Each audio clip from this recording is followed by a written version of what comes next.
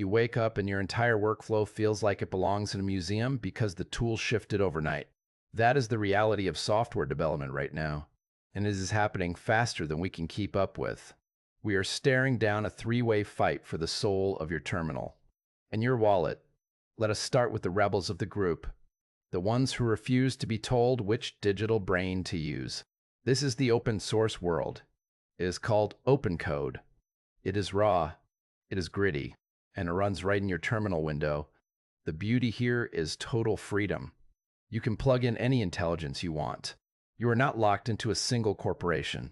If one provider fails you, you just swap the connection and keep going. You can even run things locally on your own hardware if you have the power. That is a massive win for privacy and control.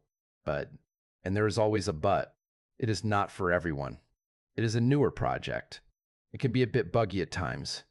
You might spend an hour tweaking settings instead of writing actual logic. It is for the person who wants to hold the steering wheel with both hands and does not mind a few bumps in the road.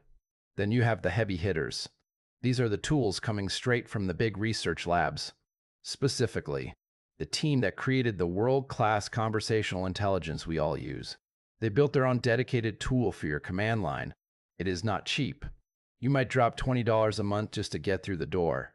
If you are a power user, you might even see a bill for $100 or even $200. Why would anyone pay that much for a tool? Because it remembers everything. It understands the architecture of your entire project folder.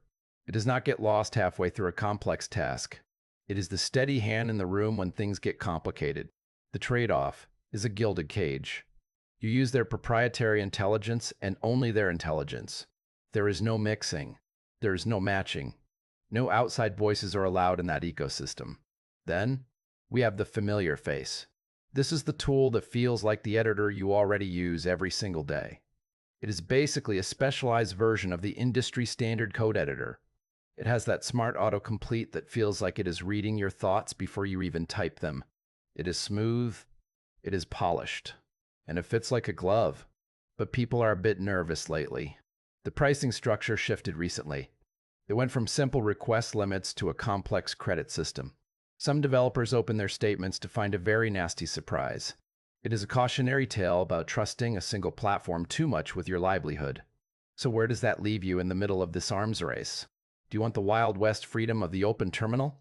Do you want the rock-solid memory of the premium research lab tool? Or do you want the comfort and speed of the editor you already know? The secret that nobody tells you is that most professionals are not picking just one anymore. They are using the open tool for quick experiments. They use the premium tool for the heavy lifting and deep logic. They keep the integrated editor for the daily grind and the quick edits. You do not have to marry a single ecosystem. These tools all have free tiers or trials. You should be breaking them, testing their limits, and seeing which one actually survives your real-world stress tests. The technology is moving so fast that what works this morning might be obsolete by Friday. Stay agile. Keep your options open. And please, watch those credit limits before they spiral out of control. Your code is your craft. Don't let a subscription model dictate how you create it. Take the power back and choose the tool that fits your brain.